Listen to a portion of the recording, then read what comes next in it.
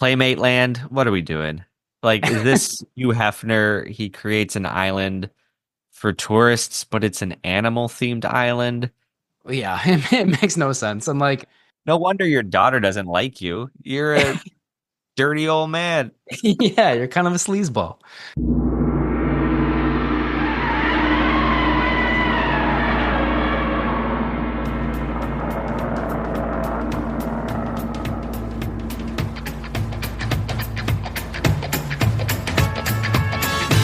Hello, and welcome to Camp Kaiju Monster Movie Podcast. We're your hosts, Vincent Hannum, And Matt Levine. and we are talking all our favorite monster movies, the good, the bad, and the downright campy, and asking if they stand the test of time. Traditional kaiju, creature features, space invaders, the supernatural, and everything in between. All strange beasts welcome here. Camp Kaiju is sponsored by Zach Linder and the Zach Pack, powered by Coldwell Banker Realty, your source for real estate home rehab, fixing and flipping for investor clients and residential buyers. Reach out to the Zach Pack today for real estate services. Follow the Zach Pack on social media and contact the Zach Pack for investment opportunities. Link in the show notes.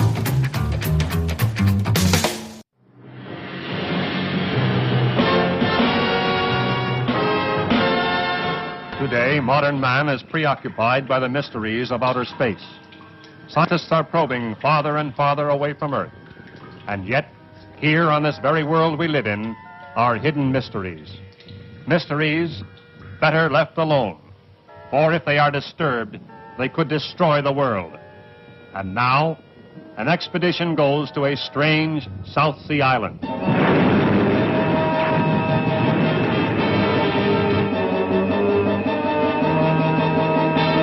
A forbidden jungle. To a forbidden village. Breaking taboos that anger the gods. Gappa! Gappa angry!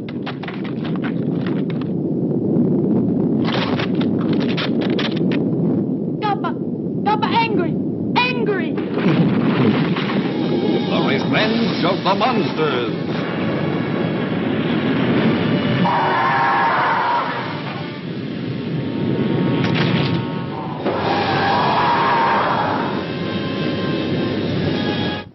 The selfish whim of a magazine publisher. In this park, I will have strange tropical animals. Results in horrible destruction.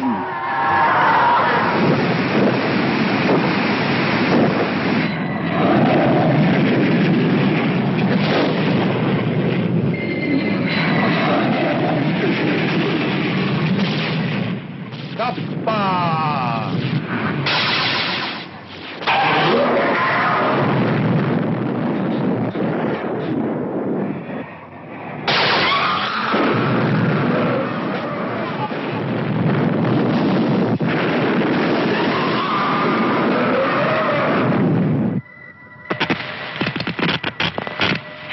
The monsters can actually think.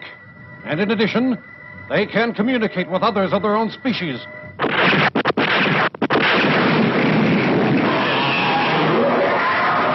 Worldwide terror.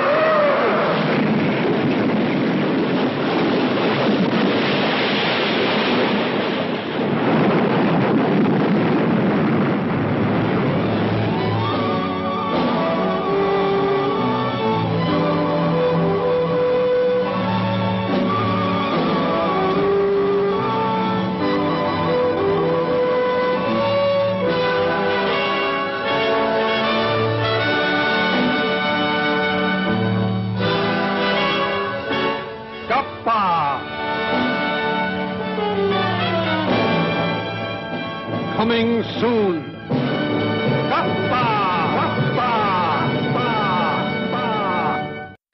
Matt Levine, yo Gabba Gabba, yo Gappa Gappa. Should the Triphibian monster himself. What element are you tonight? Are you sea, sky, or land? Hmm. Let's say sky. I'm feeling that way today. All right, all right. I'm gonna say sea. I'm the ocean. Maybe drowning a little bit, but I'm holding my own. All right, nice. Is that a reference to Triphibian? I have to admit, I don't know exactly what that means. I believe that is the root origin of Triphibian I because guess, they can travel in those three elements. yeah, that that makes a lot of sense. I should have thought of that before now. I was just like, I don't know what Triphibian means. Oh well, who cares?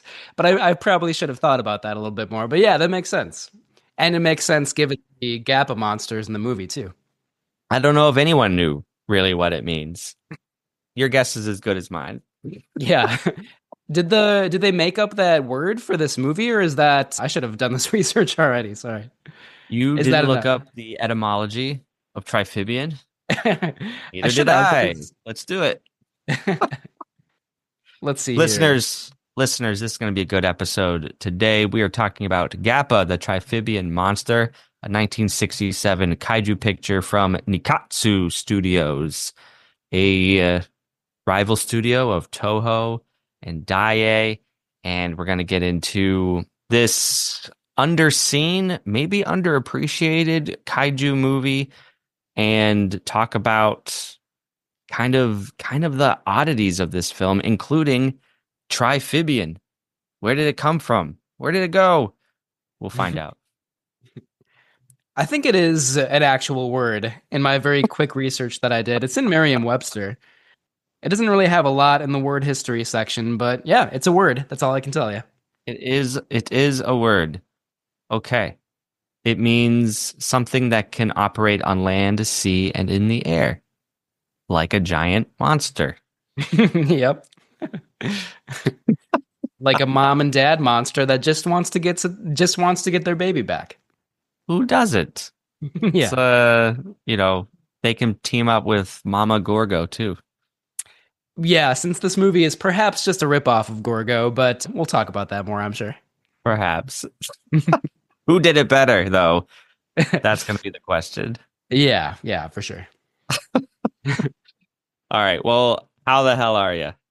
I'm doing pretty well. This is pretty much my favorite time of year. We're recording this in early November, so Halloween just happened. The fall colors are bright and beautiful. Today was like in the mid 60s in the Twin Cities. It was also voting day in the Twin Cities and obviously a lot of other places as well. So yeah, beautiful day today. I love this time of year. This is How- also my favorite time of year. Every Tuesday night, sitting down to record. Shucks. This particular Tuesday night, though, this is our first recording after Halloween, so I'm still It feeling the is. post-Halloween glow.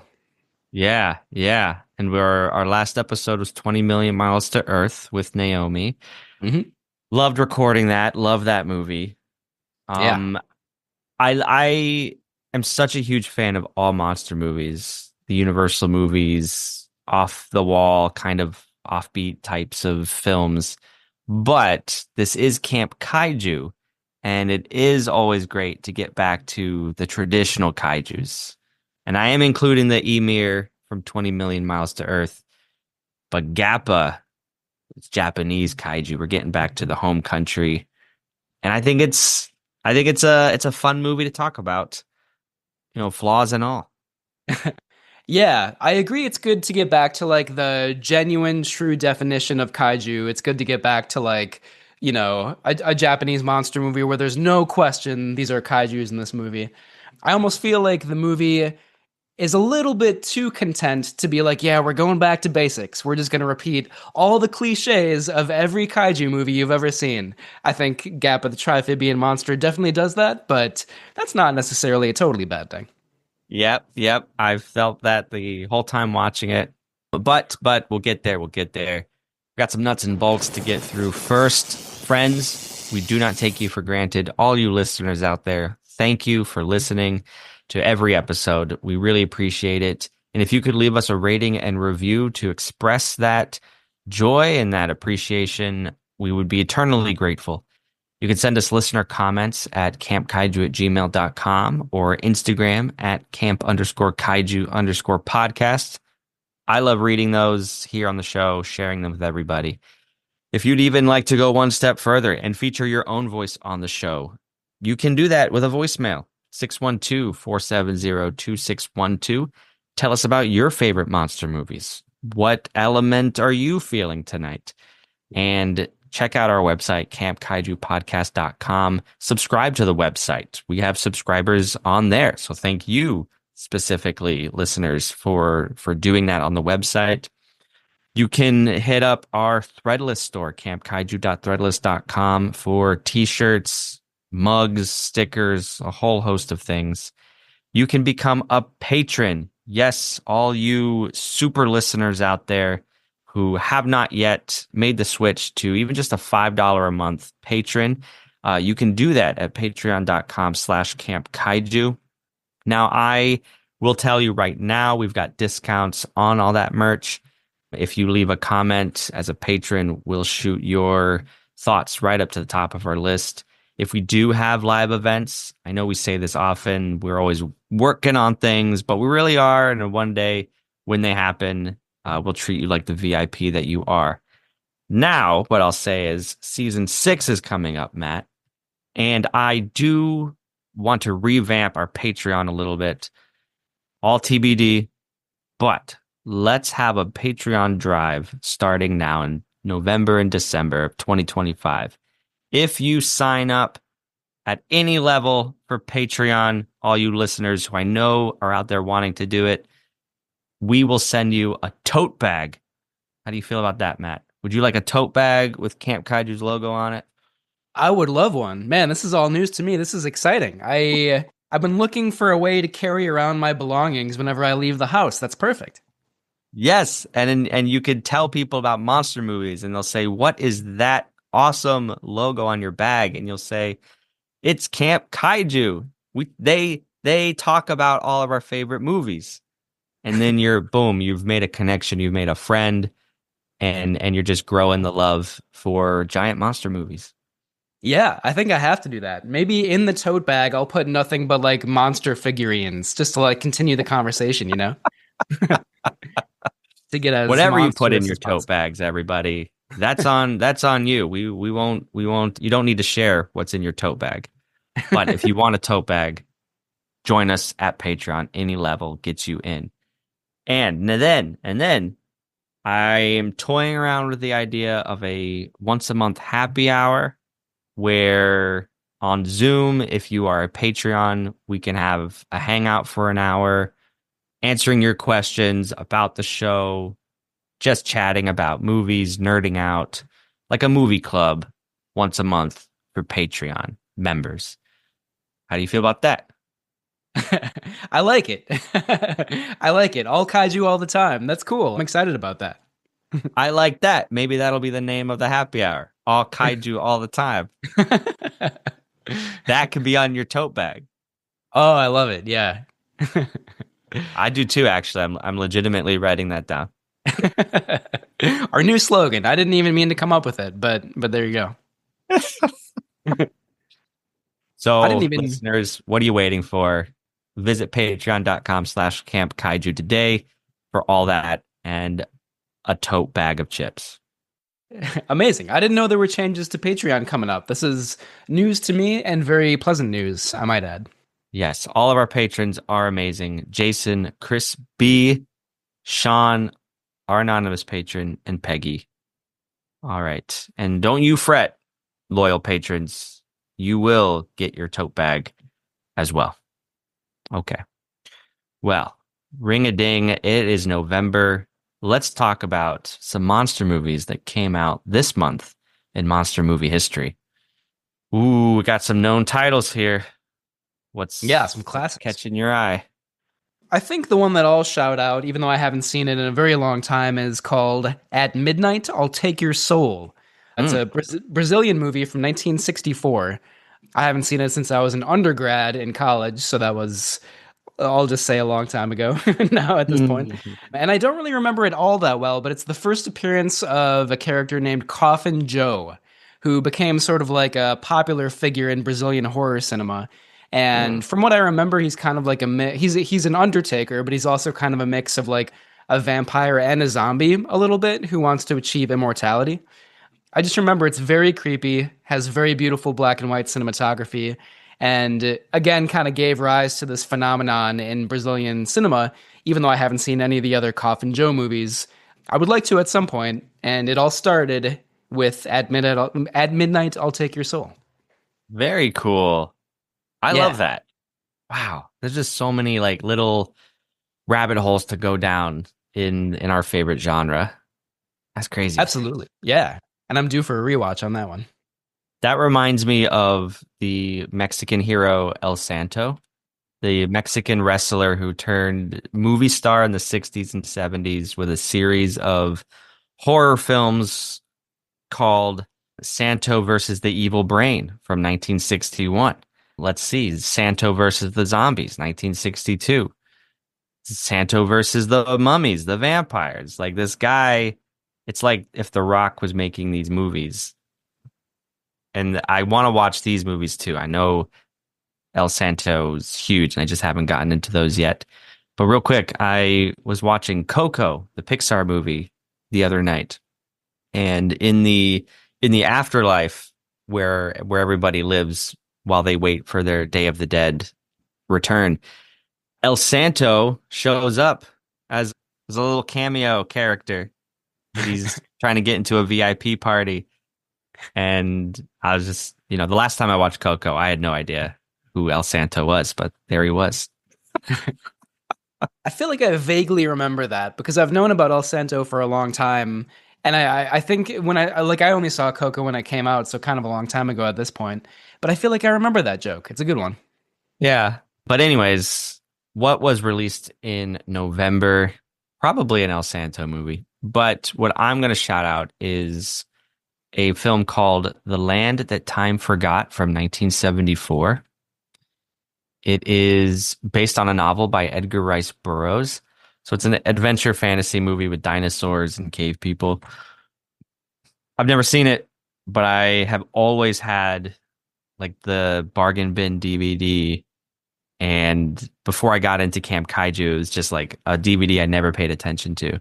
But now that I'm into monster movies, I'm like, oh, I have that. I should watch that at some point. But you've never seen it before. Nope. Gotcha. I've heard that title. It's kind of like a cult classic in a way, right? Yeah. Yeah. Sorry, I feel like you kind of just said that, but No, yeah. that's all right. Yeah. Well, maybe we'll bring it to the pod someday. Maybe. I've got a lot of movies like that in my collection that I've never watched, but they're waiting. I'll get to them at some point. Who knows what treasures await? Including Monster from a Prehistoric Planet, which is the title of the AIP American release of Gappa, the Triphibian monster. Matt, I have 2 copies of Monster from a Prehistoric Planet. I've had these for years. I had no idea what I was sitting on. It was Gappa. Yeah. And like the American version is pretty similar, right? From the little bit that I've read, like it's dubbed into English and like the title over the song over the opening credits is different. But other than that, there aren't too many changes. Am I correct about that? It's largely the same. They're just minor differences. And I got to be honest with you. I tried to watch Monster from a Prehistoric Planet, and because it's a bargain bin DVD, the transfer was atrocious. Apparently, most of these AIP editions, these days they're like in the public domain, so they're just like copied of a copied dupe of a 16 millimeter TV viewing from 30 years ago. So it's all very terribly, just rendered. Yeah. Honestly, I couldn't watch it. But if you watch Gappa on Tubi, the original, just Gappa the Triphibian monster, night and day difference. It's in lush, beautiful, vibrant colors. It's like a real movie. So be forewarned out there, folks. If you too have a copy of Monster from a Prehistoric Planet. The same exact thing happened to me. The first version I saw like online was Monster from a Prehistoric Planet. I started it, could not handle how terrible it looked, and then found Gappa on Tubi. So I did exactly what you just mentioned. And the version on Tubi is it looks pretty great. It's a good transfer and everything. I usually tend to prefer the subtitled version anyway, and in this case, it just looked infinitely better than the American one that I found. Oh my gosh, it's astoundingly different. Yeah, right. It's amazing how much of a difference it makes. Like what? I couldn't get through it. So Yeah. And also, Gappa the Triphibian Monster is just a way cooler title. I mean, Monster from a Prehistoric Planet is a pretty good title, don't get me wrong, but like the Japanese title is way better, in my opinion. both don't make sense in their own ways, but I Yeah. feel like Gappa the Triphibian monster makes less sense, but in a truly intriguing way. Like I'm like, oh, what does that mean? Yeah. Monster from a Prehistoric Planet. I'm like, I don't know. Is it just like a dinosaur movie? Like I'm not really invested in finding out what that means. Right. Yeah, exactly. Yeah. Well, there's the end of the podcast, everybody. Links to the show notes. Yep. The end. We're not going to tell you if it's good, bad, or campy. You'll have to find out for yourself. All right, what's coming up here on the show and in the world? Well, today, as of yesterday was Godzilla Day, November 3rd. Happy 71st birthday to Godzilla. But it was announced the sequel to Godzilla Minus One will be titled Godzilla Minus Zero. And the assumed release date will be sometime late next year, 2026. Not much is known. The plot is not known about this story, about this movie. Although I did hear that some shooting locations will happen in Norway and somewhere else, which is like a big deal because usually Godzilla movies aren't shot outside of Japan, like the Toho productions. So I don't know. Will there be another monster involved? What's going on? I hope so. I hope so too. Cool. That's exciting. I don't want to sound like a hater. I feel like I don't love Godzilla Minus One quite as much as most other people do. Still a good movie in my opinion, but I'm excited for the sequel. I have high hopes for it. Yeah. Yeah. Yeah. We love our solo Godzilla movies, but I think we all actually really love when there's more than one monster in the movie. Yeah. Yeah. If it goes that way, I hope so. We'll see. Yeah. Yeah. Coming up on Camp Kaiju, your pick. What do you got for us? Yeah, the next one that I'm bringing to the podcast is The Addiction, directed by Abel Ferrara from 1995. I've been curious about this movie for a long time. It's very well reviewed, and it's technically about vampires, but I've read that that's kind of a metaphor for drug addiction in this movie, as the title implies. And Lily Taylor is the lead actress in the movie. Excited to watch it, and I believe Frank Olson will be joining us. 90% sure that that's the case, so excited to have him back on the podcast. Fantastic. And then following that, we will get back to our kaiju offerings with Guillermo del Toro's Pacific Rim. And along with that episode, we will also have our traditional holiday episode with returning guests, and you and I can reveal the first 6 months worth of films for season 6 of Camp Kaiju. Season 6, amazing. How you must be so proud that this is going to be the 6th season. 6 seasons. I think this is like going to be my 5th year doing this, and we've been doing it for like 4 years. Yeah, yeah. Couldn't do it without you. Well, thank you, but thank you for inviting me 4 years ago, and I didn't know what I was in for, all the fun conversations we would have, but congratulations. This is your brainchild, of course, and it's been a lot of fun. Well, seriously, congrats to you too. There are episodes now, like there are movies I watch where I'm like, yeah, the last time I saw that was for the podcast 4 years ago when me and Matt did an episode on it. Yeah. Man, time flies. Oh, it really does. Like yeah. But no, it feels good. It feels good. So yeah. I'm excited. I'm still kicking around some titles, but I'll be ready. Same. I might try to do a certain theme to my picks for next season, but we'll, to be continued. We'll talk more about that soon. Okay. More kaiju all the time. I already forgot the slogan. All kaiju all the time. All kaiju all the time. 100% kaiju. Pounding across the motion picture screen comes the most terrifying monster of them all. Gamera, the Invincible. Gamera, the super monster that even the H-bomb cannot destroy. Gamera, the Invincible. Attention, everyone! Hey, Gamera! Gamera, consuming raw atomic power. Power to destroy entire cities. Open fire! Man's most destructive weapons have no effect on Gamera, the Invincible. The mightiest nuclear weapons ever devised are powerless against Gamera, the Invincible. Is humanity doomed? Will the world be destroyed?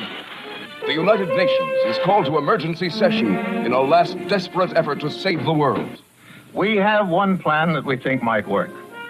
We have discussed Plan Z with the Japanese authorities, and they agree it is the best of our alternative plan. Is that correct, sir? That is so. Plan Z is hope of the world.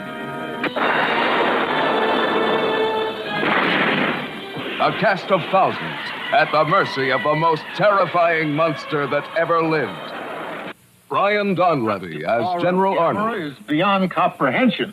He must be stopped now. Albert Decker as the Secretary of Defense. Will Plan Z stop Gamera?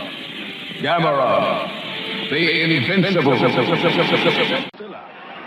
Ebirah and Mothra in one of the most explosive action pictures ever to hit the screen. From the depths of the ocean comes the most terrifying horror of the deep.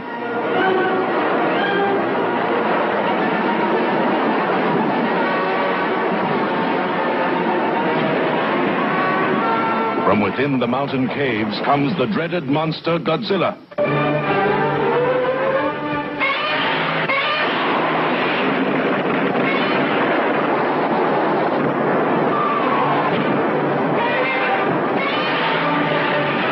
See the most titanic battle ever screened when the monster of the deep challenges the mighty Godzilla.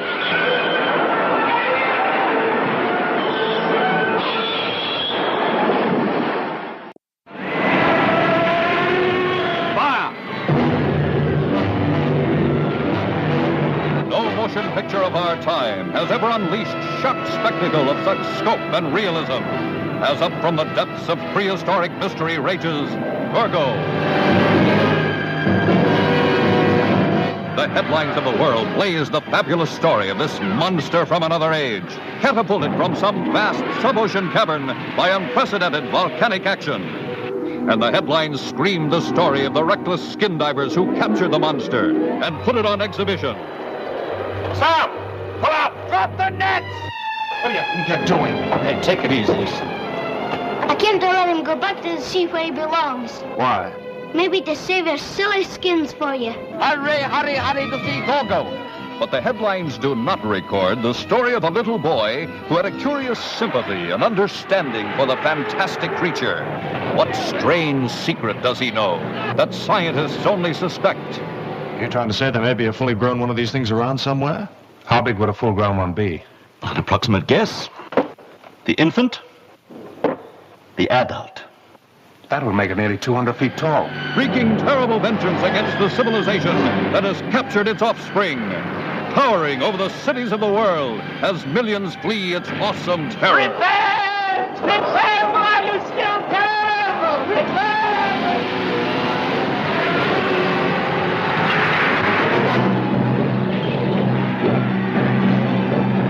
Nothing can stop it. Defying the force of the army. The might of the Navy. Fire number 1, Terry. Ready to open fire, sir. Fire them. Even the fury of the jets.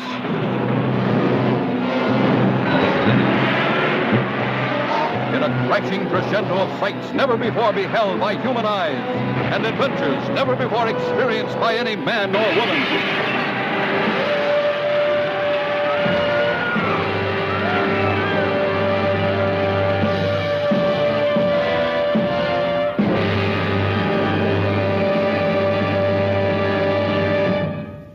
All right. Well, Gappa the Triphibian monster, not one, not two, but three kaiju in this film. What is your personal history with this movie? Pretty much zero. I knew nothing about this movie until, watching it for this episode. And you've talked about it a little bit in the past. And that the title again just like jumps out at me because it's so unique. But beyond that, I have zero history with this movie. You and most of the world. Honestly, Yeah. there's this movie just doesn't get talked about outside of like diehard kaiju film nerds. And I don't know if that's entirely merited.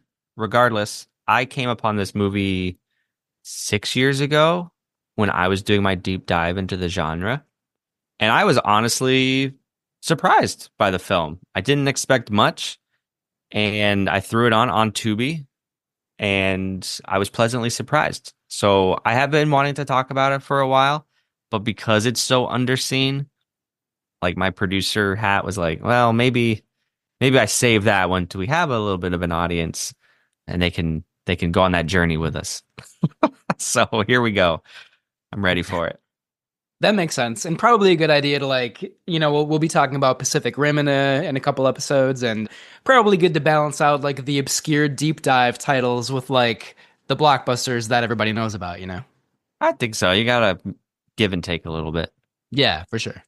Yeah, but we're good at that. I that's what I love about our show too, that we cover all types, underseen, overseen, maybe. Yeah, right. For sure. Yeah. This is going back to what we were just talking about, and I apologize, but I'm just curious. With Pacific Rim and Guillermo del Toro, have you seen Frankenstein yet? No. Have you? No, I have not. Yeah, just curious. And Predator Badlands is coming out too, so anyway, sorry to go back to that tangent. Just curious if you had seen those yet. No, I haven't. Listeners, if you had, please let us know. The thing is, I'm pretty bad at getting to the theater these days, just with my limited free time. And I don't have Netflix, which is maybe a surprise, but but this might be what gets me back onto Netflix just for a little bit because I'm dying to see it. Yeah, me too. Yeah, I don't sorry not to spend too much time on Frankenstein, but I'm guardedly excited about it. I definitely want to see it. I sound like such a snob, but like Guillermo del Toro, usually I'm like, that was okay. I'm not like super excited by his movies, and Frankenstein is like, it seemed like this is the movie that he was born to make and that he's wanted to make for a very long time, to the extent where I'm like, oh yeah, kind of obvious. Like we all knew he was going to make this movie, But I'm sorry that all sounds like so negative. I am excited to see it, and I've heard good things about it, so it should be good. Well, let's save our del Toro talk for Pacific Rim. Yeah, sorry. And actually, I think we will be joined by Sean Childers, big mech giant robot fan. So, yes, that'll be a good episode. We'll talk about Del Toro more then. Yeah. Thank you. Awesome. Sorry. Jumping around a little bit. That's okay. Yeah, let's just dive into the cast and crew of Gappa. These are all Nikatsu studio actors and crew. The film was directed by Haruyasu Noguchi.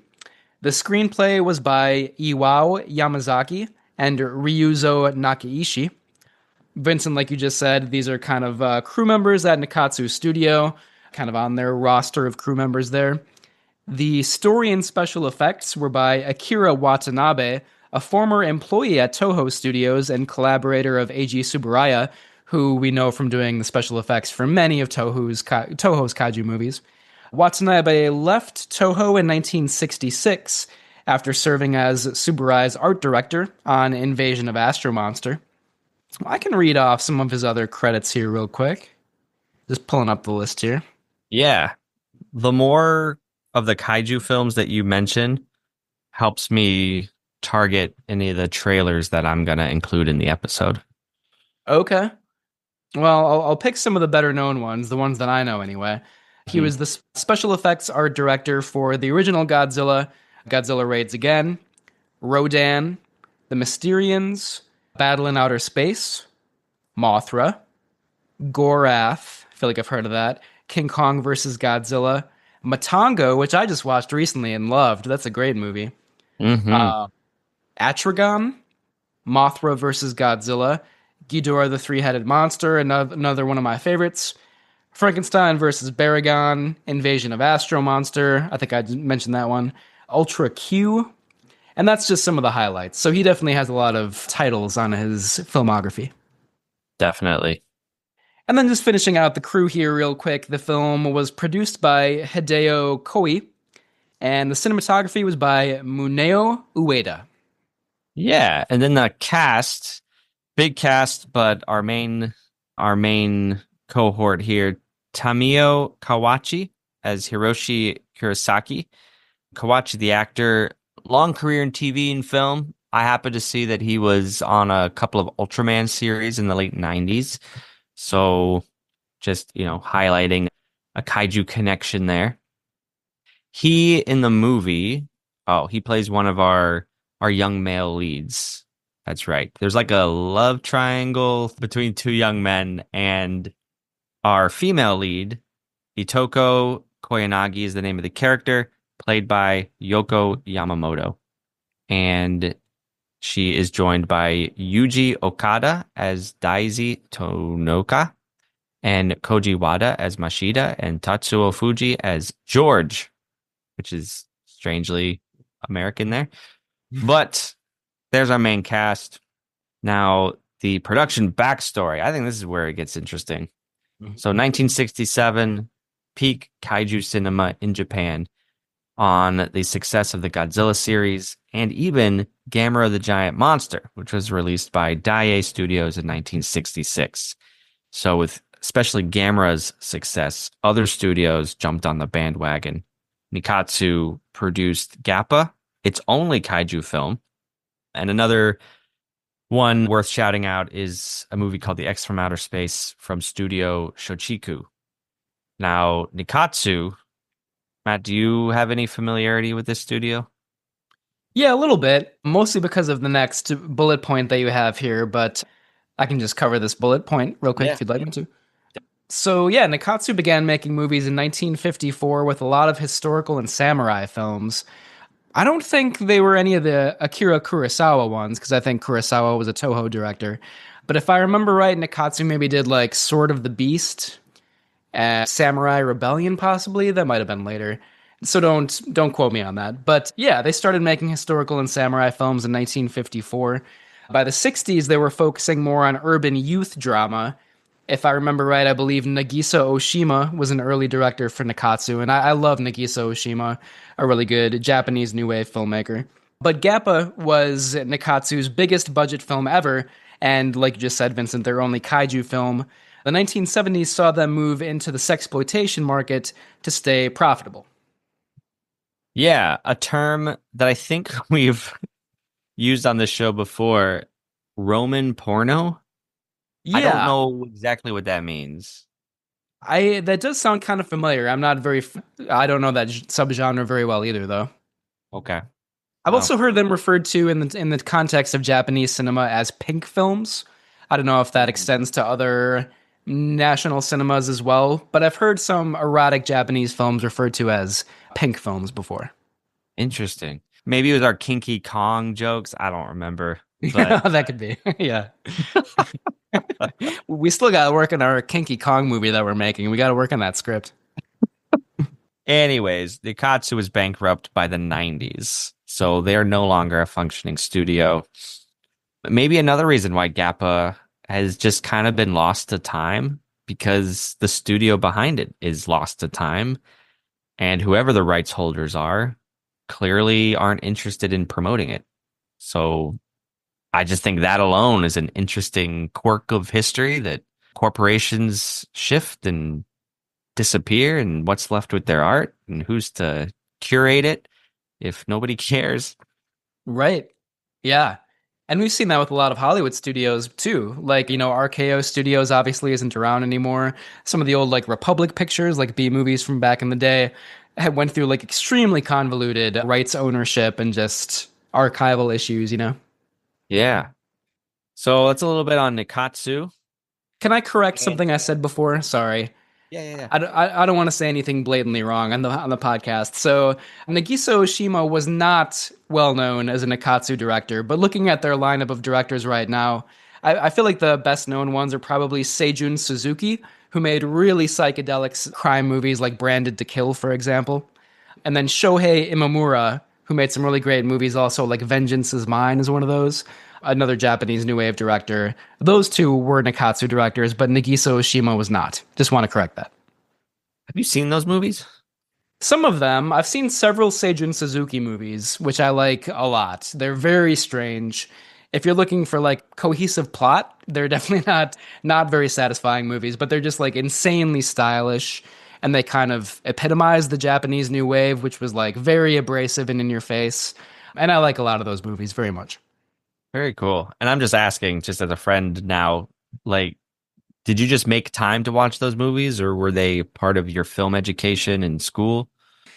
A little bit of both, I guess. I feel like I wanted to explore them because, like so many people getting into film at an early age, like you start with Akira Kurosawa and Yasujiro Ozu, who are amazing filmmakers, and then you kind of want to understand a little bit more about Japanese cinema. So, like for me, I was just curious why some of the like Kurosawa and Ozu movies kind of indirectly led to these like really weird Japanese new wave movies from the 60s.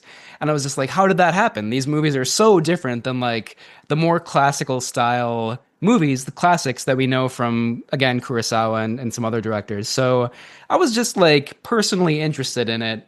And then I did see some Japanese movies in college when I was a film student. I remember I took a horror cinema class and we watched a lot of Japanese horror movies from the 60s, which are very political and very much about like the fallout after World War II and, you know, trauma from the atomic bombs and stuff like that. So yeah, mostly a personal interest, but did watch them a little bit in college as well. That's great. That's really cool. There's just so much. There's so many movies from so many countries that from so many different, from a century or more of filmmaking. I guess it just takes time. Right. And it's kind of daunting. It's like how it's hard to specialize in one thing if you want to see it all, you know? Yeah. And that's kind of how I feel like I want to, and I think you feel the same way, but I want to watch the Hollywood classics and like the indie movies and Japanese cinema, and then like the more sort of like under-celebrated movies like African cinema after a lot of different African countries started gaining independence. I love those. Egyptian cinema is fantastic. So yeah, I'm kind of rambling a little bit, but just to your point, it's like there's so much out there. How do you find time for all this stuff? You host a podcast and it forces you to watch things. Yeah, exactly. It's a good problem to have, I would say. Yeah, I mean, honestly, something like The Addiction, for example, it might be on my list, but I would never prioritize it if it weren't for this podcast. So I am appreciative of that. Yeah. Same. I don't know if I ever would have seen Gappa if it weren't for the podcast. So thank you for that. Yeah. Well, thank you, the Japanese government, who in the late 60s and early 70s had a financial program to give grants to the studios to make movies that could be then exported to international markets. So that's kind of also what led to this boon in kaiju cinema at the time. Yes, there was the audience want for it, but there was also financial backing from the government. So Nikatsu took this, ran with it. Gappa was their highest budgeted film ever. This one source says 500 million yen, which is today $1.4 million. You know, not a lot by today's standards, but at the time, huge budget. And I think it's reflected in the final product. You could tell that, wow, these effects have money behind them. Mm-hmm. Nikatsu had bandied about other ideas for their kaiju movie, including a giant squid that attacks a Nazi U-boat in World War II. You had a giant alien spider that invades Earth, and then you had one idea about a giant flying squirrel. Eventually, they settled on what is now known as the Triphibian monster. Do you have any thoughts about those other ideas? I think the giant squid attacking a Nazi U-boat sounds especially awesome. I would love to see that movie. It's like the historical context that would bring up, like kind of boggle the mind a little bit, that would have been a very cool movie. And as we've talked about on the podcast, I'm terrified of spiders, so I feel like the giant spider idea would have been cool too. I don't know about the giant flying squirrel, but who knows? That might be awesome. It's just weird enough that could work. Just weird enough. I'll tell you, I think that the Triphibian monsters are pretty weird in and of themselves. I don't know if they always work for me, just as like a concept. It just seems like somebody in a room just was like, well, I'll add a beak, I'll add some wings, I'll add a tail, and like that's what they came up with. Yeah, I know what you mean. It kind of reminded me of Gauss a little bit, the monster Gauss, who we've talked about in the podcast before. Gauss looks a little bit cooler, I would say, but just like the avian look of it, and maybe also a Rodan a little bit too. Oh, yeah. Yeah, I could see all that. Yeah. Yeah. Well, do you want to talk about the release and legacy a little bit? Yeah, for sure. So Gappa the Triphibian Monster was released in April 1967 in Japan. American TV rights were purchased by American International Pictures. As we talked about before, it was dubbed and retitled Monster from a Prehistoric Planet. And yeah, Vincent, like you said, like the fact that American International isn't around anymore means that it's in the public domain, and a lot of those transfers, unlike the bargain DVDs that you find now, are definitely not very good. But yeah, the one on Tubi looked very good, I thought. And I think Tubi has both the subtitled and the dubbed one, so for viewers out there interested in either one, Tubi will have them. Variety kind of surprisingly gave the film a positive review at the time. I think it's surprising. Well, I do too, because they're probably, I think, reviewing the AIP monsters from a prehistoric planet. I would assume so, yeah. Because I don't even think that was released in American cinemas at all. It was only shown on TV in America. Yeah. So yeah, I that must be the one that they were reviewing. And again, like the dubbing, some other dubbed movies are decent. I don't think the dubbing was very good in this case. Granted, I didn't watch the whole dubbed version of the movie, but yeah, that's what makes it so surprising that Variety gave it a good review, because that's the dubbed version that they must have watched. And Variety wrote that the creature Gappa makes an auspicious debut and reveals itself as the best monster so far. I don't know exactly what that alludes to, though, if it's like the best monster of the year or just like among recent Japanese movies. It's kind of hard to tell from that review. Variety, just to finish this little excerpt here, Variety concluded that these are the only Japanese monsters one might like to see again, and that most effects are well done, a few superb, noting the destruction of the city of Atami as one of the highlights. And I find that kind of baffling. There are many other Japanese monsters that I would probably want to watch before I watched Gappa, but maybe that's just me. Yeah, I mean, I don't know. I could see it, but does this movie get lost to time for other reasons beyond its control? Yeah, and we'll obviously talk more about our subjective responses to the film in a moment here, but yeah, I can see the charm in the movie, and I can understand why, coming across it on TV and being like, whoa, what is this weird creature movie? That would be kind of fun. I can see the appeal of that. But I'm just saying, like, to compare this to like Gamera and even some of the Godzilla movies from the 60s and say that Gappa is like the best of the Japanese monsters is like, Variety, what are you talking about? What are you doing? No, I agree. I'm playing devil's advocate a little bit. But let me ask, Gappa or Ebirah Horror of the Deep? Ooh, that's a tough choice, to be honest. I like the design of Ebirah more, I think Ebirah looks really weird. We don't really get a good look at it in that movie, Ebirah Horror of the Deep. Yeah, I feel like maybe the movie Gappa is a little bit better, but the monster Ebirah I probably prefer a little bit.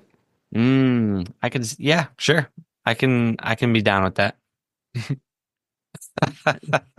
But I'll take Gamera. Thank you very much. Like if the choice is between those three, I'd rather have Gamera, I think. Yeah. Gappa or Ebirah, the answer is Gamera. Right. None of the above. I'll take Gamera, please. Yeah. 100%. Well, I added a little bit here that this movie does get compared to Gorgo a lot, just as a basic conceit of the parent version of the monster coming to rescue its offspring.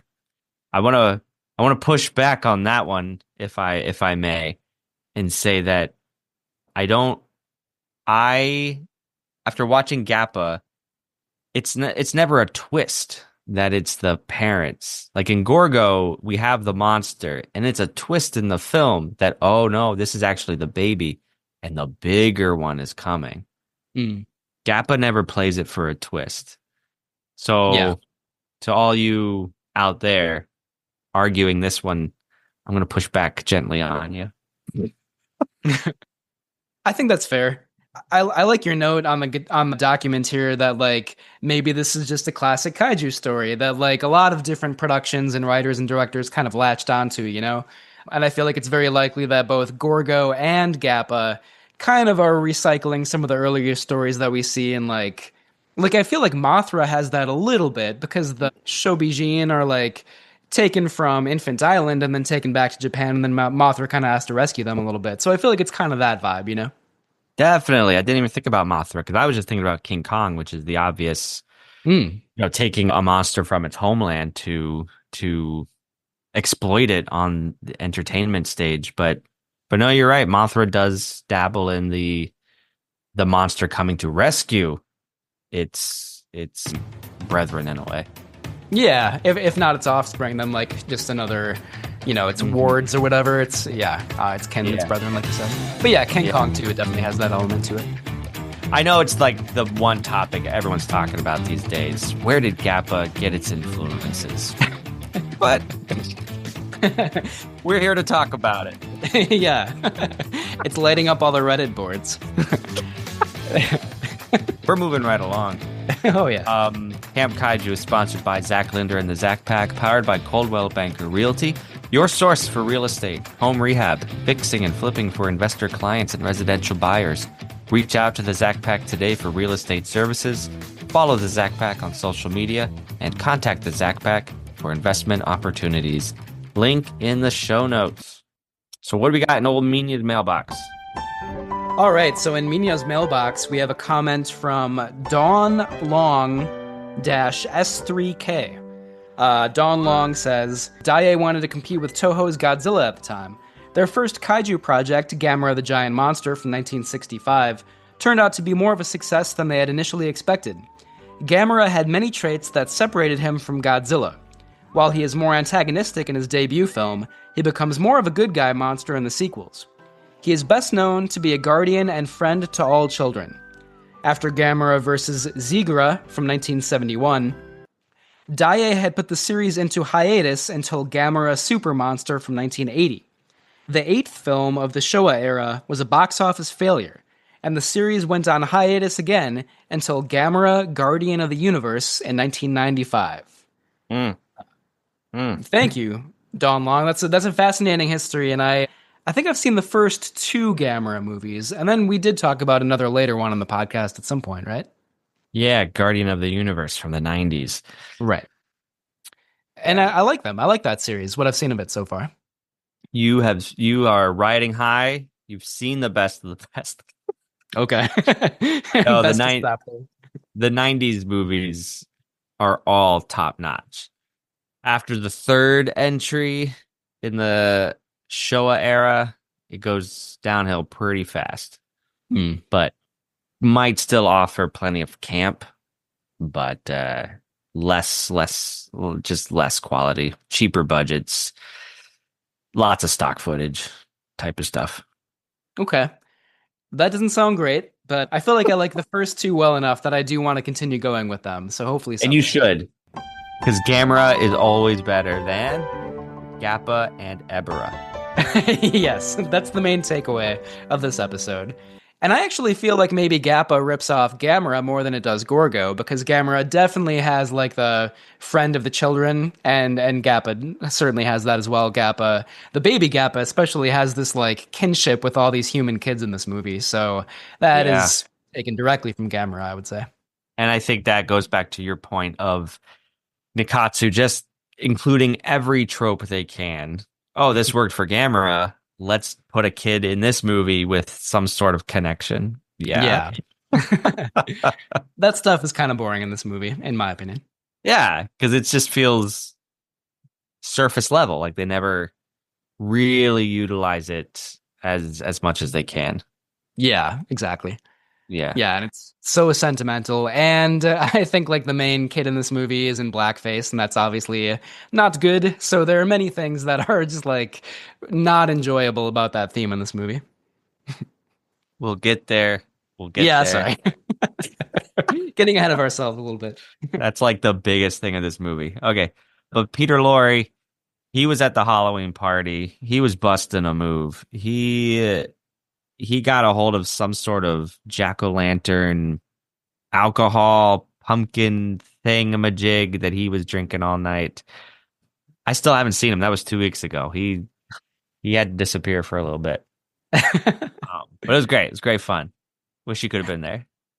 Yeah, I wish I could have too. It's hard to imagine Peter Lorre cutting a rug, but that must have been something.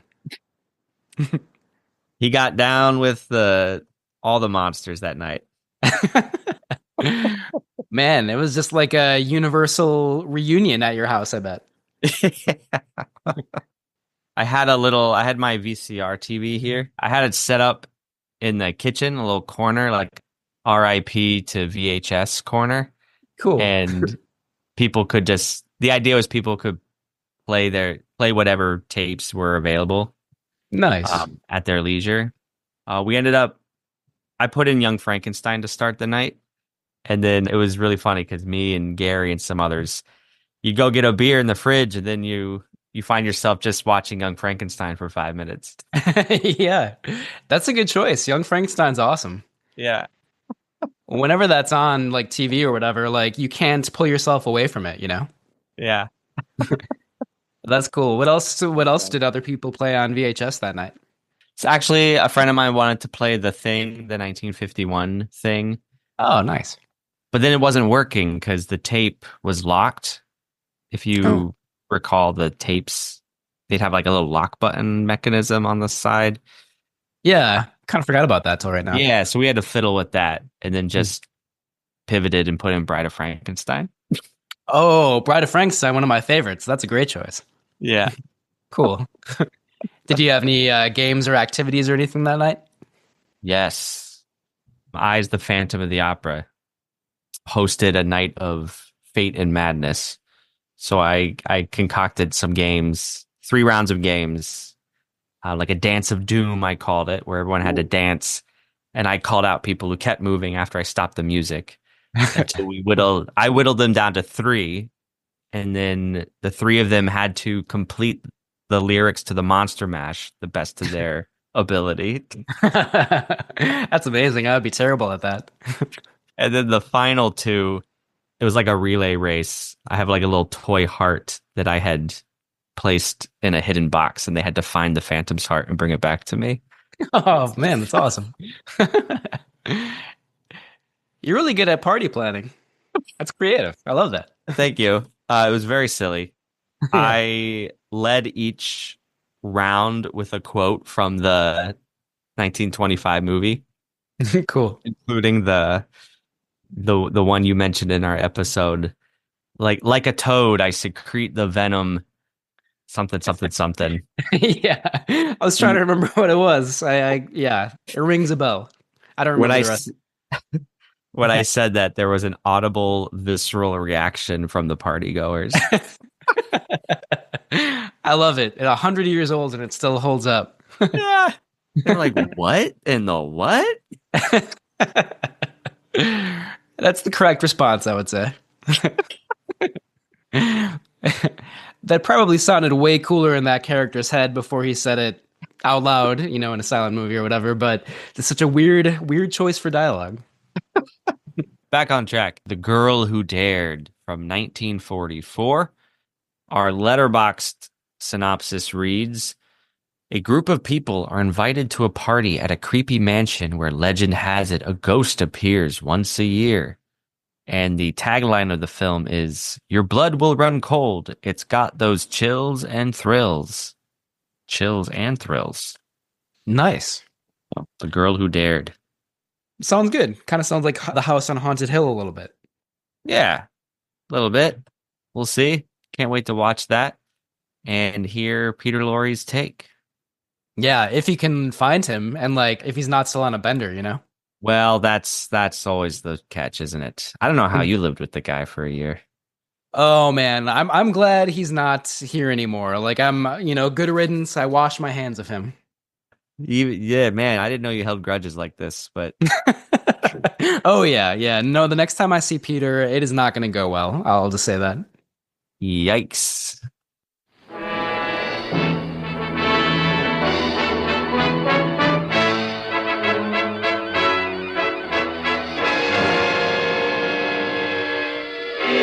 Welcome to the Poverty Row Studios on the other side of Hollywood, where the stars were dimmer and the red carpets dripped with blood. Together we will watch the best of the worst.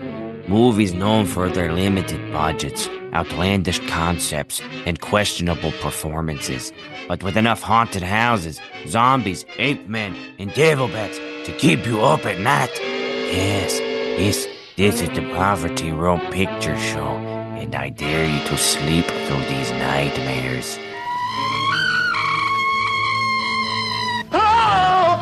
Oh, my aching pirate's booty. What a couple of weeks it has been. Friends, I am sorely, deeply sorry for my behavior at Vincent's Halloween party. Yes, I do not even remember leaving, but I do remember waking up on this beach. Yes, the crashing waves were a cold and crude wake-up call. And as I sat there holding my troublesome temples in my hands, like my costume clinging to my perfectly sculpted body, a shadow appeared over me. I looked up into the beaming sun and saw reflected in the sun the raven circling up above. It cawed to me, demanding the continuance of the poem. Well, I have never been one to disappoint an audience, so there, on the pebbles, I began the words. Distinctly I remember it was in the bleak December, and each separate dying ember wrought its ghost upon the floor. Eagerly I wished the morrow. Vainly I had sought to borrow from my books surcease of sorrow for the lost Lenore, for the rare and radiant maiden whom the angels name Lenore, nameless here forevermore. And the silken, sad, uncertain rustling of each purple curtain thrilled me, filled me with fantastic terrors never felt before, so that now, to still the beating of my heart, I stood up. I stood repeating, 'tis some visitor entreating entrance at my chamber door. Some late visitor entreating entrance at my chamber door. This it is and nothing more. Presently my soul grew stronger, hesitating then no longer. Sir, I said, or madam, truly your forgiveness I implore, but the fact is I was napping, and so gently you came rapping, and so faintly you came tapping at my chamber door that I scarce was sure I heard you. Here I opened wide the door. Darkness there and nothing more. Deep into that darkness peering, long I stood there wondering, fearing, doubting, dreaming dreams no mortal ever dared to dream before. But the silence was unbroken, and the stillness gave no token, and the only word there spoken was the whispered word, Lenore.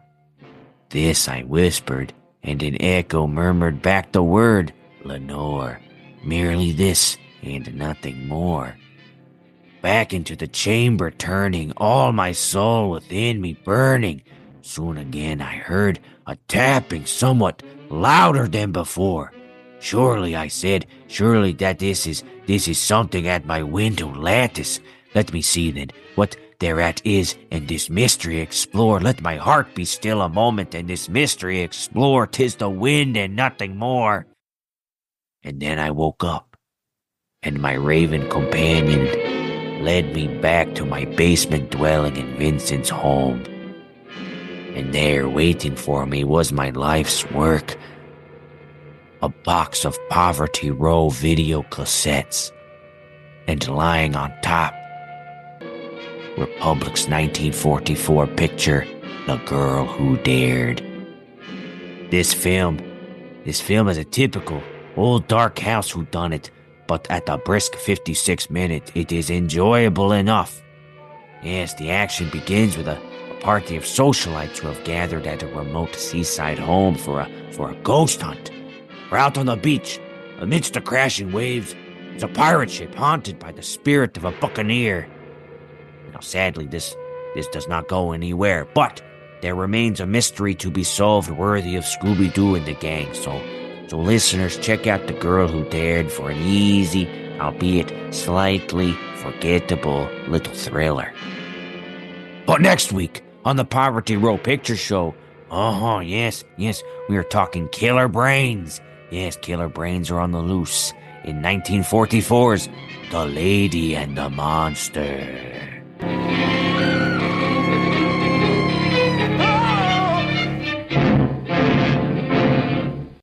It must have been a little after 3 o'clock in the afternoon that it began. The afternoon of June 3rd, 1916. Fire 1, fire 2. This could have been the end of just another tragic episode in war at sea. But for the few survivors of a torpedoed merchant ship and the crew of a German U-boat lost in the frozen South Atlantic, it was the beginning of an incredible adventure. For this was the day the 20th century met the primeval world face to face.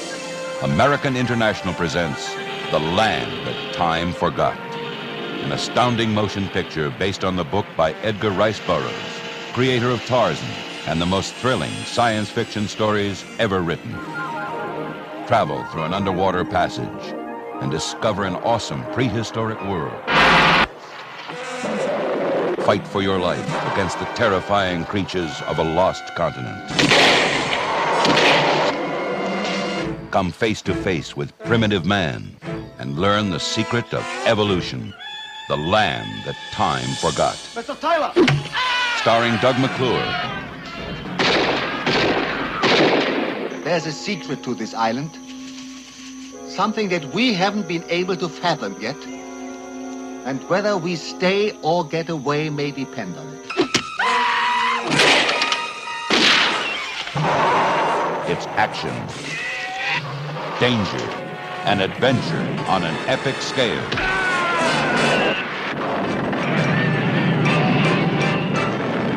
How much longer do we give them? We're not leaving without them! We're going to skipper! Watch my right, please! You will never forget Edgar Rice Burroughs' The Land That Time Forgot. Well, let's get back to Gappa the Triphibian monster. Let's talk about some themes about this movie.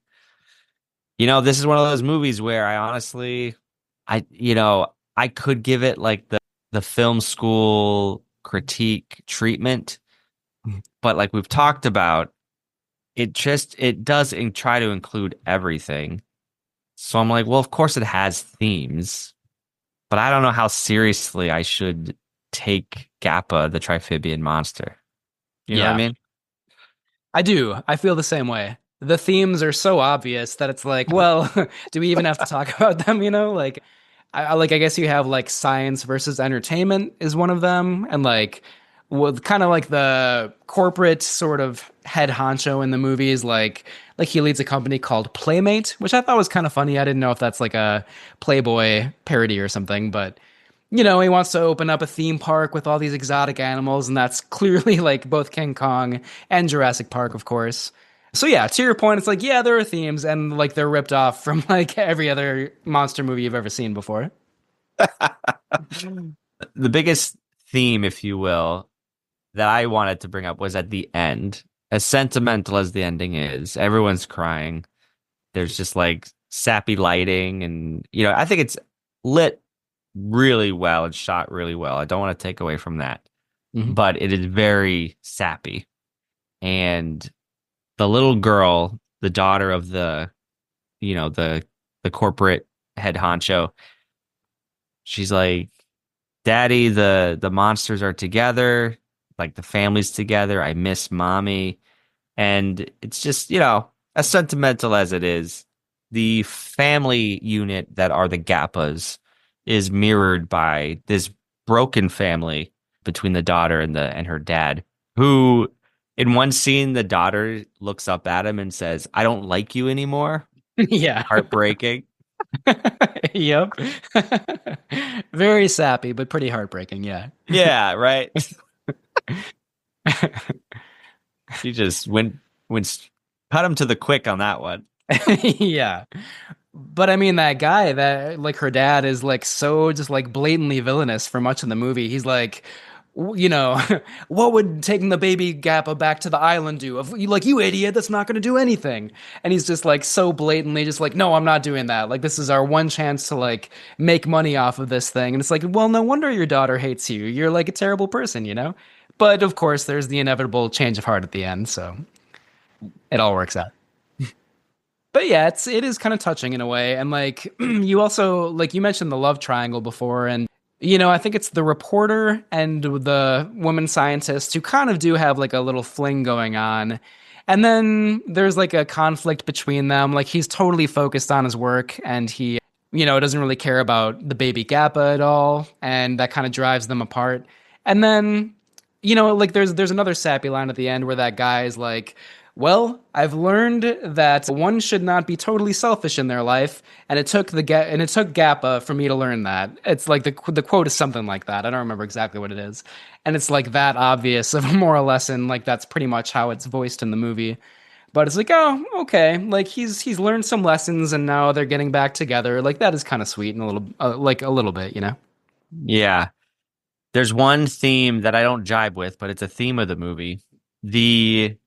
Our female lead, and the character's name is Itoko Koyanagi. She is an independent woman. She don't need no man, and she's just like, bah, stay away from me. All your advances in your flirting, and because the guys, they're giving her a hard time a little bit, joking around like, oh, you're 22, you've got gray hairs, and she says something.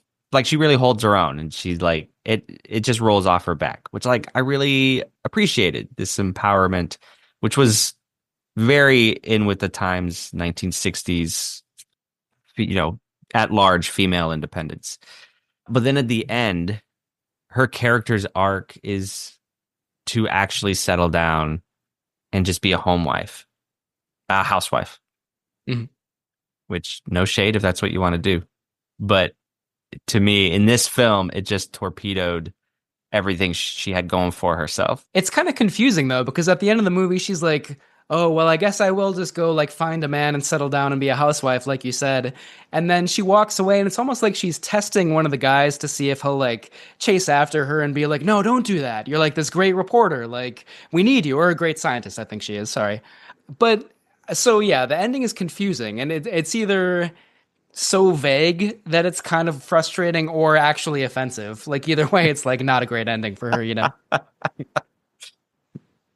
As we talk about like 1950s monster movies, even 20 Million Miles to Earth, it happens in every movie with every female lead.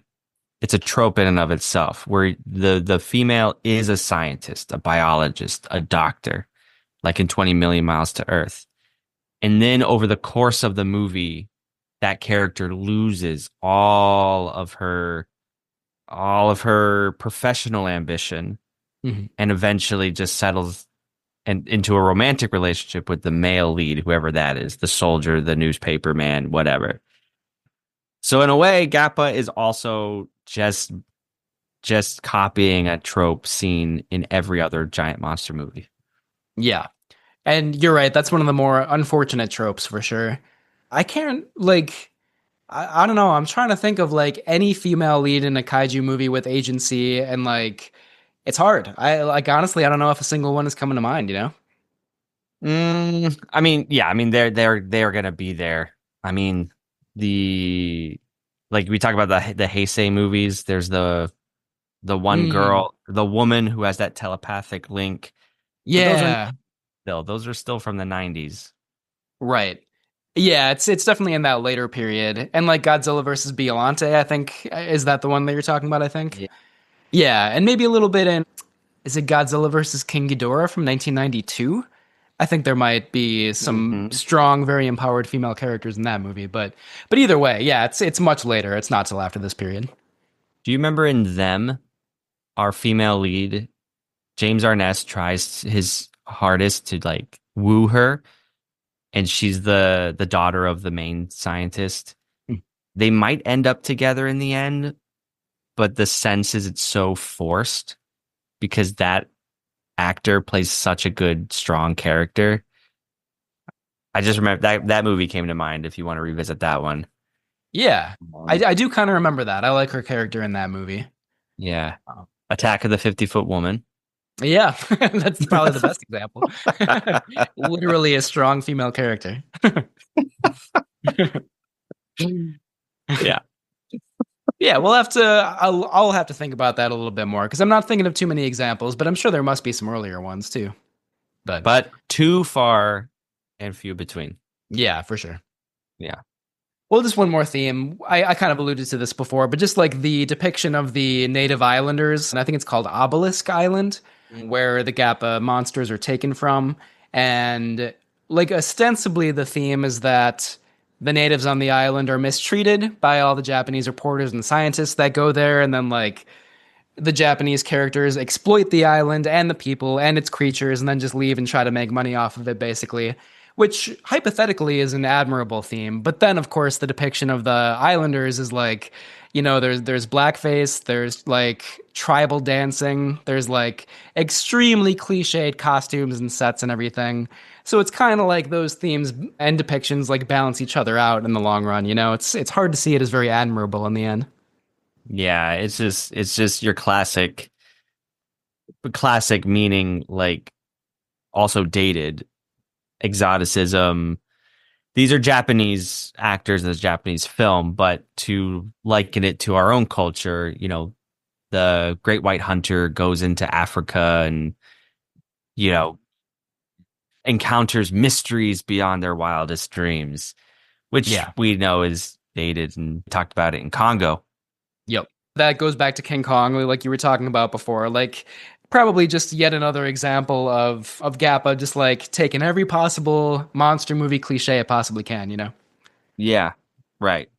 Like you see that stuff in King Kong and you're like, yeah, that's not great, but this is like 1933 and there's like enough other stuff in the movie to kind of like understand why that's such a classic, you know? But by this time in 1967, maybe not so much. Did you raise your hand? I did raise my hand. I want to point out that we had actual black actors used in King Kong. For what it's worth, at least the casting was respectful in that way. That doesn't even sound right, but I think you get my point. Yeah, for sure. Yeah. Yeah. Right. Yeah, I mean, just like the disturbing makeup, and disturbing in many ways in this movie in Gappa is just hard to watch. And like, you know, on a young child, it's like, what are you teaching this kid? You know, like he's probably not learning very many good lessons from this.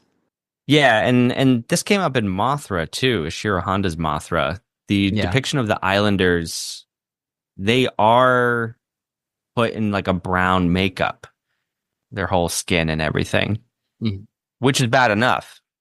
But this boy character in Gappa, just like that's full on black. Yeah. And he's even wearing a wig. Right. And it's just so... It's stupid, honestly. Like, I'm not even... Like, I'm upset by it, but I'm also angry at, like, how... It just looks bad. It's just, like, such an obviously bad makeup job as well. Right. Yeah. It's bad in, like, every conceivable way, you know? And, like, it doesn't even really make narrative sense, because if they're in the South Seas, I think that's where Obelisk Island is supposed to be, it doesn't, like... Yeah, it doesn't even make narrative sense that character would be there, you know? It's ridiculous. Yeah, it's inexcusable in every facet. every way possible. Just yeah. It is disappointing because I do enjoy so much of this movie. But would I ever show this movie to a class of my students? Absolutely not. And the same thing with Mothra too. Like I just can't. Absolutely. Yeah. Pretty much inexcusable. And like, I again, like movies from the 30s and the silent era don't get a free pass. We should definitely hold them accountable as well. But like, 1967, like ridiculous. There's no reason for it. Like, and I don't know. I guess I was kind of thinking like maybe there are cultural differences between like American attitudes towards blackface and like Japanese attitudes towards that, but that's irrelevant. It's, it's bad either way. So the cultural differences don't really like obviate that point, Yeah, that is such a large web that you tapped into that I'm not even gonna pretend like I could be an expert on talking about anything. All I can speak to relatively confidently is Japan's history as an imperial nation, and like its Western counterparts, going into a quote unquote exotic land and raiding it for its resources, taking advantage of its quote unquote primitive peoples. Yeah, I mean, it's still an icky colonial mindset. Yeah. Even if it's from the Japanese point of view. Totally. And that's why it's frustrating that Gappa seems to like make that critical point. I mean, like the Japanese characters do that in this movie. They exploit the resources and the people there on the island, but like the way it's achieved, it like totally defeats that purpose, Yeah. And also, as we already talked about, like, I don't know how much complexity there really is there. They're just like repeating other points that were already made in previous movies. So yeah, I would say probably the one of the worst aspects of this movie is the depiction of the native people. Oh man. Okay. I'm just groaning because my final rating I think is fluctuating by the moment here. Which is what I love. I love because I have an impression of a movie I just watched, but in conversation, you learn things and your perspective starts to shift. So it's good. That's definitely happened to me a lot while we record. Yeah. Yeah. Well, we were already talking about this a little bit earlier too, but just like how blatantly obvious and sentimental the dialogue is, and like most of the characters, like it is not believable for a second that like any of these people are actually saying the things that they say in this movie. Like they're not really characters; they're kind of just like tropes, to push the story along.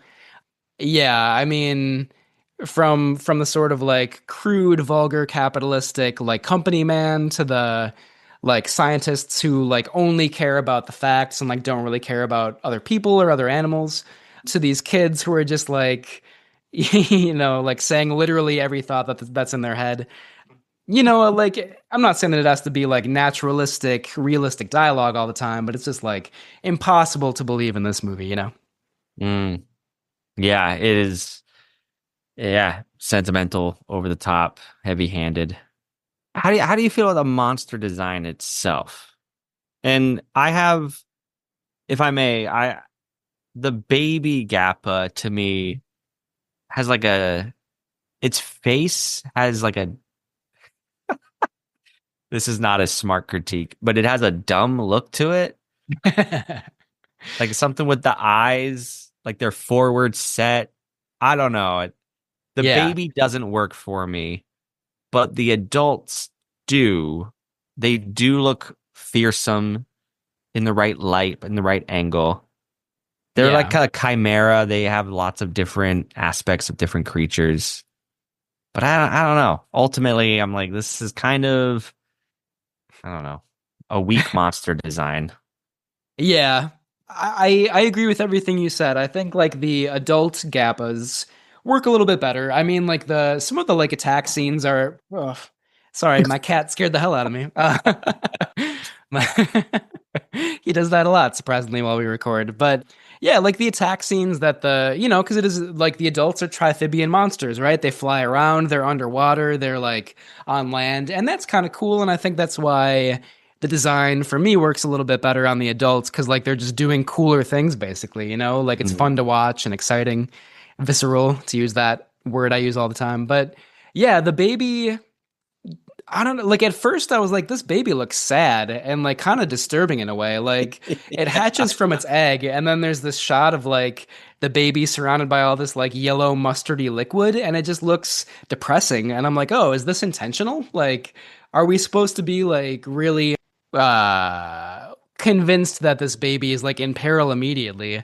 But then it becomes clear that I don't think it's really intentional. That's just kind of bad creature design, I think, for the baby version of the monster. Yeah, you're right. It does look very pathetic and sad in the beginning. Yeah. Yeah. Maybe again, it's like, all right, you're just playing with my heart here. I don't know, but yeah. Yeah. I don't know. Like, like even with the adults, like it's very kind of like, what's the word? Chintzy design, like very spare and minimalist, And I feel like in a way that kind of works just because like there's so much other crazy stuff happening when like they're being shot by lasers and tanks and they're flying around and stuff like that. But the design itself is like probably not very creative or elaborate, Maybe not elaborate.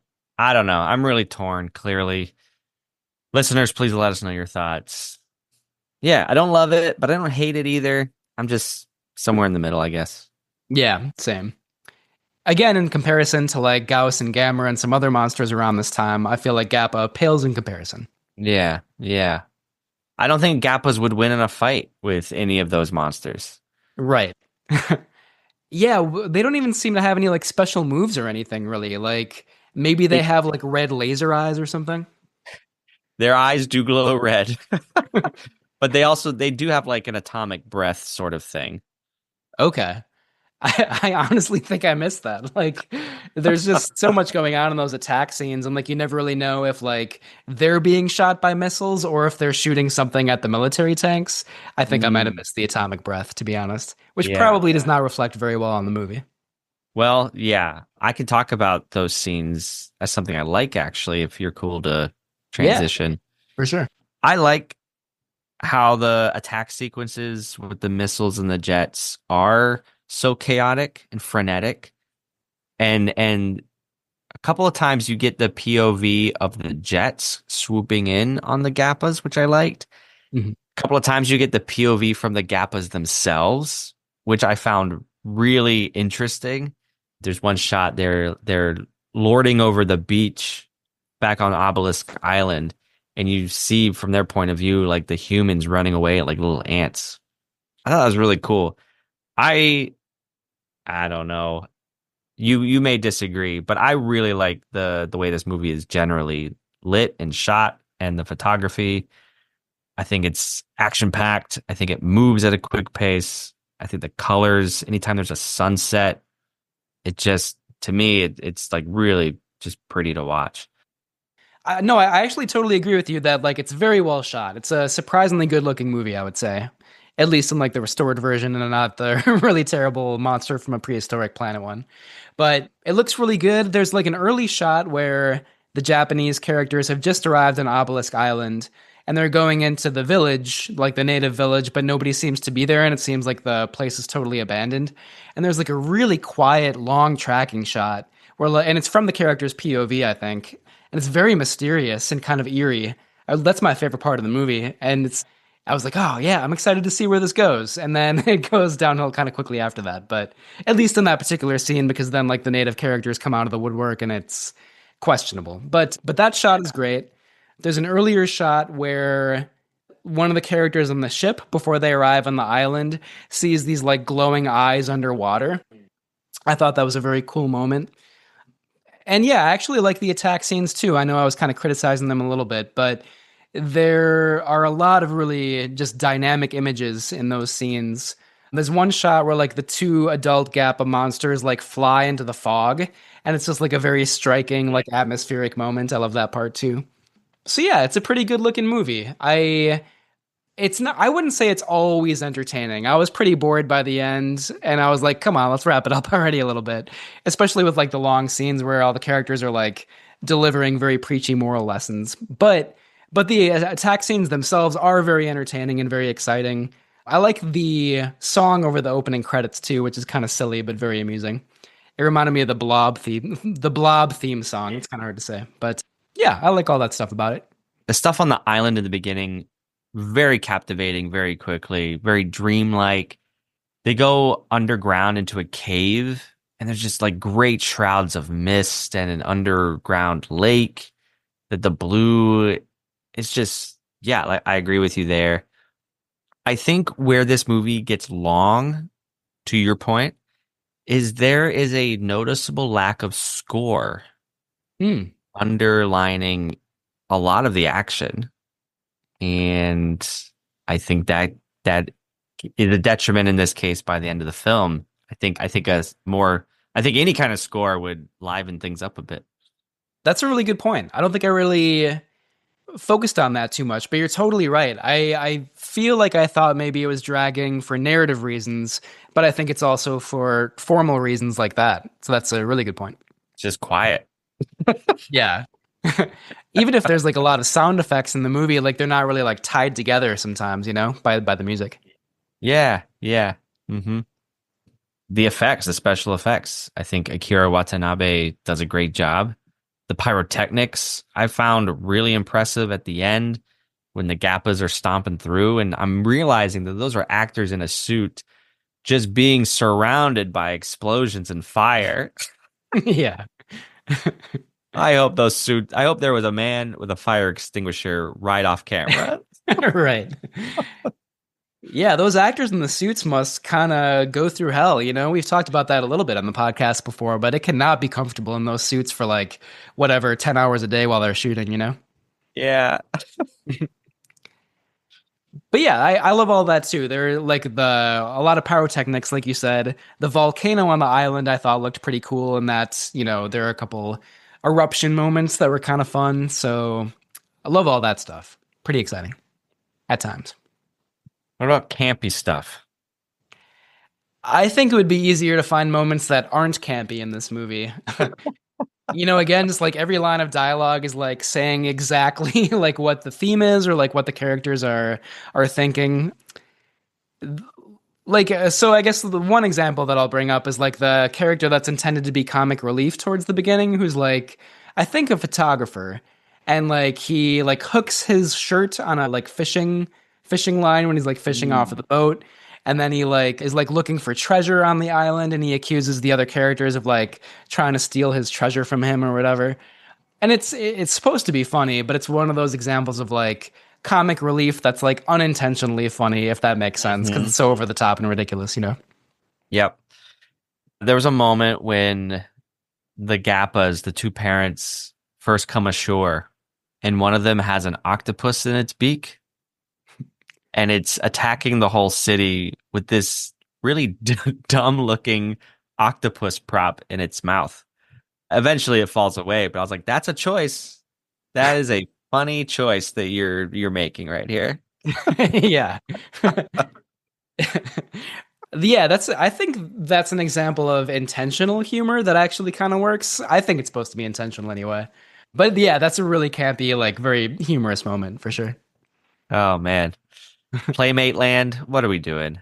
Like, is this Hugh Hefner? He creates an island for tourists, but it's an animal themed island. I don't know what they were going for. Yeah.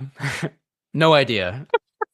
Maybe it's not supposed to be a Playboy reference, but I just feel like it must be in the late 60s to like use that kind of like tycoon sort of character, And what else would Playmate refer to? Right. I just can't think of anything. Yeah. It makes no sense. I'm like, no wonder your daughter doesn't like you. You're a dirty old man. Yeah, you're kind of a sleazeball. There's a lot of stuff with that character that's just so ridiculous. Like, when they're first trying to like research the Gappa monsters, and like one of the other characters, like one of that guy's employees, so like the main guy, the corporate guy, is like, "What's the height?" And then the other guy is like 5 feet. And then like the other guy is like, "Oh, well, it's not like how tall a person is that matters." And then the other guy is like, "Oh, it's referring to like Gappa's height." And then the corporate guy is like, "You idiot, why didn't you tell me that?" it's a drawn out way of describing that scene, but it's like the dialogue is ridiculous and like I don't know, that's a very campy moment too, where like everything is painted in very broad strokes, you know? Yeah. Last thing, at the end, everybody is crying, including the Gappas themselves. These giant kaiju have tears coming down their cheeks. It's like, all right, we have now left the realm of plausibility here. Oh yeah, even more than we already had. Yeah.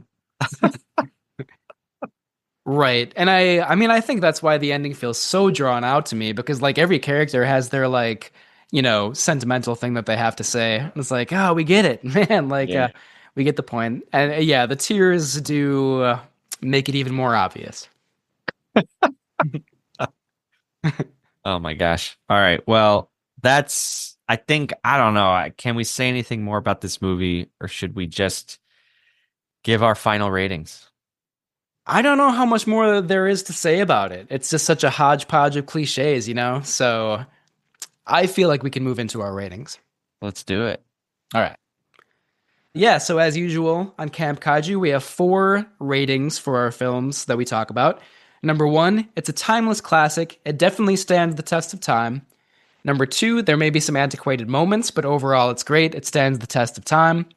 Number 3, it may be historically significant or just fun, but it does not stand the test of time. And our lowest rating, it is not worth revisiting. It definitely does not stand the test of time. Oh boy. Oh boy. This is kind of a tough one. I imagine that you and I are both gravitating between 2 particular ratings. I get that sense. Yeah. Yeah. Yeah. Do you want to go first? I'll go first. Okay. Watching this movie, my first instinct was there are some antiquated moments. The blackface, terribly dated and offensive. The female character arc, terribly dated, offensive. Yep. But, you know, I said to myself, I think the special effects are so good, and I think the technical aspects are so good that I think it does stand the test of time as an underrated entry in the genre. Now, after we've talked about it, and I'm saying how offensive all these aspects are, I think I got to go one below. That the exception is the technical aspects, but I think the overwhelming lasting impression of this film is, oh, it's the one with the kid in blackface. And that, my friend, means this movie does not stand the test of time. Oh, that's it's fun. It has some redeeming qualities, but overall, I don't think this does stand the test of time. Yeah, I think you're right that if that's like the main thing it's known for, that probably has to go in that category. So for you, it's the second lowest rating, right? It has some fun moments, but okay. Yeah. I'm still having trouble deciding, but you know, I so rarely give movies our lowest rating. I think Killdozer is the only one that I've given our lowest rating to so far. But I think this is going to be the second one. I'm sorry to say. I mean, like you said, I do like some of the special effects. I do think it's well shot, and I do think there are some individual moments that look really good and are very atmospheric. But I think those are such notable exceptions to an overall, like, pretty cliched, offensive, like, drawn-out movie that had completely lost me by the end. I'm sorry to say it is just not worth revisiting for me. It definitely does not stand the test of time.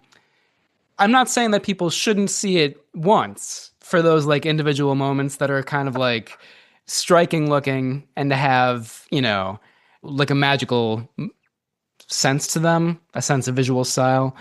But yeah, if only to make a decisive stand, I think I have to give this our lowest rating. And I'm not arguing with you on that. It's derivative, it's cliche ridden.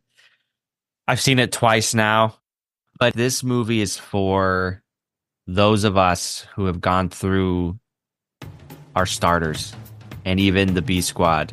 And we're like, you know what? What else is out there? Gappa. Yeah. Who made it late to practice, but they showed up and you'll give them a shot.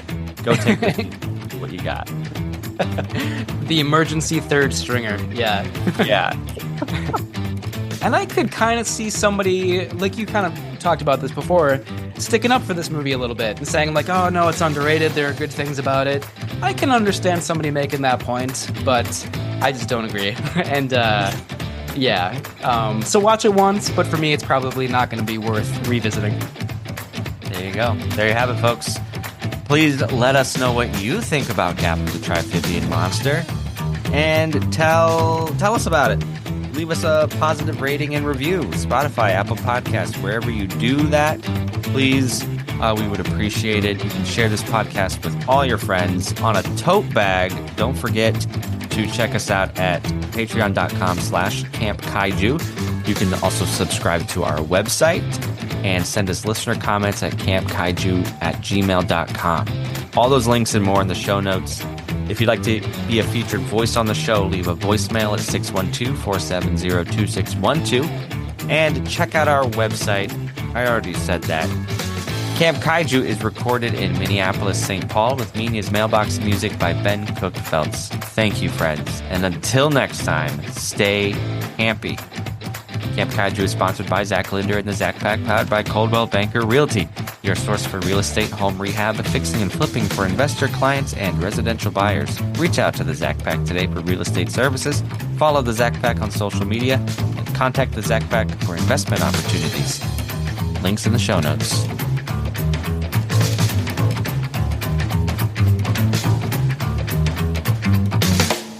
And here will be an outdoor restaurant. The visitors will be able to enjoy a meal in tropical splendor. And on the stage, we will have primitive dances from the islands. Well, that's the entire plan. Very good. The publishing business is now getting into the tourist business. You're right. And every one of you will be able to enjoy a southeast trip without leaving the country. Right here. Here. Here. Right here. Oh, very good. Wonderful. It's terrific.